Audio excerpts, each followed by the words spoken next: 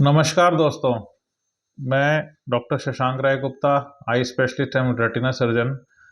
आज हम आपसे बात करेंगे एक बहुत ही महत्वपूर्ण विषय के ऊपर। इस विषय पे हम डिस्कशन करने जा रहे हैं। ये है आँखों में लगने वाले इंजेक्शंस के विषय में। हमने पहले भी इसके ऊपर 2-3 वीडियोज़ बनाए हैं, बट आज हम बात करना चाहेंगे कि क्या इंजेक्शंस का कोई विकल्प भी है क्या? अब जब हम इंजेक्शंस की बात करते हैं, जो हमारी आँख में लगते हैं, तो कई कारणों से हमें इंजेक्शन लगाने पड़ते हैं, कई बीमारियों का इलाज उस इंजेक्शन से होता है। जो उनमें सबसे कॉमन 2 बीमारियाँ हैं, वह है शुगर की वजह से पर्दे में सूजन आना एवं दूसरा एज रिलेटेड मैकुलर डिजेनरेशन की वजह से सीएनवीएम हो जाना या जिसे हम वेट एआरएमडी बोलते हैं, उसका हो जाना। ये 2 सबसे कॉमन बीमारियां हैं जिसकी वजह से या जिसके निदान के लिए हमें अपनी आँखों में हर महीने या हर 6 हफ्ते में या हर 8 हफ्ते में इंजेक्शंस की ज़रूरत पड़ती है। ये समझना ज़रूरी है कि सीएनवीएम का और कोई विकल्प नहीं है। किसी पेशेंट को एज रिलेटेड मैकुलर डिजेनरेशन या किसी और अन्य कारण से सीएनवीएम डेवलप हो गया है या वेट एआरएमडी हो गई है या पीसीवी हो गया है, तो उसको नियमित रूप से इंजेक्शंस लगवाने पड़ेंगे। वो इंजेक्शंस कौन से हैं? वो है एंटी-वीईजीएफ, जिसके अंदर एवास्टिन, एफलिबरसेप्ट, ब्रोलिसुजिमैब, आइलिया और अब नया फेरेसिमैब भी इस लिस्ट में शामिल हो गया है।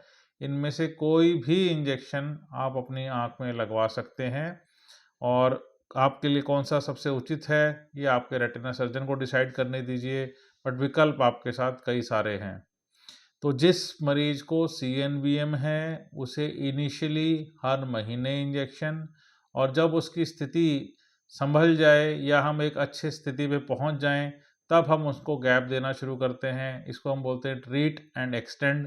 पहले 3, 4, 5 महीने जब तक स्थिति सुधर रही है, जब तक पूरी तरह ठीक नहीं होती, तब तक महीने-महीने और उसके बाद हम धीरे-धीरे गैप बढ़ा के उसको 6 हफ्ते, 8 हफ्ते, 10 हफ्ते, 12 हफ्ते तक या उससे भी ज़्यादा दूर तक ले जा सकते हैं। तो सीएनवीएम के लिए इलाज सिर्फ एक है, वो है इंजेक्शन। अब अगर हम बात करते हैं कि डायबिटीज़ के मरीजों को जिनको कि इंजेक्शंस लगते हैं सूजन आने की वजह से, पर्दे में सूजन आने की वजह से उसको इलाज करने के लिए जो हमें इंजेक्शंस लगाने पड़ते हैं, क्या उसका कोई विकल्प है क्या? जी हाँ, उसके लिए हमारे पास 2-3 विकल्प हैं। एक तो हम इंजेक्शंस को लेज़र के साथ कंबाइन कर सकते हैं, उससे कुछ मरीजों के अंदर इंजेक्शन की फ्रीक्वेंसी को कम किया जा सकता है। और दूसरा इलाज वो है विट्रेक्टमी की सर्जरी। यस, डायबिटिक पेशेंट्स में जिनमें सूजन आ रही है और उनमें इंजेक्शंस लगाने पड़ रहे हैं बार-बार, तो आप अपने रेटिना सर्जन से डिस्कस करके उस आँख में विट्रेक्टमी कर सकते हैं, जिसके अंदर हम विट्रेक्टमी करके पूरे जेल को निकाल लेते हैं और उसके अंदर जो एक आईएलएम लेयर होती है, उसको हटा देते हैं। और ऐसा कई स्टडीज़ में देखा गया है कि ये सर्जरी करने के बाद सूजन वापस नहीं आती है या सूजन बहुत ज़्यादा परेशान नहीं करती है या हमें इंजेक्शंस बहुत जल्दी-जल्दी नहीं लगवाने पड़ते हैं। यह सर्जरी कहाँ काम करती है? यह सर्जरी वहाँ काम करती है जहाँ पे इंजेक्शंस अभी लगने शुरू हुए हैं। अगर ये सर्जरी का हमें मैक्सिमम बेनिफिट लेना है, तो इस सर्जरी को हमें जल्दी करवाना है। वह पेशेंट्स जिनमें बार-बार इंजेक्शन लगने के बाद भी नज़र रिकवरी नहीं हो रही है या वो कुछ महीनों से या कुछ सालों से इंजेक्शन लगवा रहे हैं, वहाँ इस सर्जरी का रोल उतना उचित नहीं है या इसके नतीजे उतने अच्छे नहीं हैं। तो सर्जरी अगर हमें करनी है तो उस स्टेज पे करनी है जहाँ हमारे फ्रेश प्रॉब्लम है, जहाँ हमें बहुत ज़्यादा समय नहीं हुआ है, वहाँ पे सर्जरी की वैल्यू बहुत ज़्यादा है और इसके रिजल्ट्स बहुत अच्छे हैं।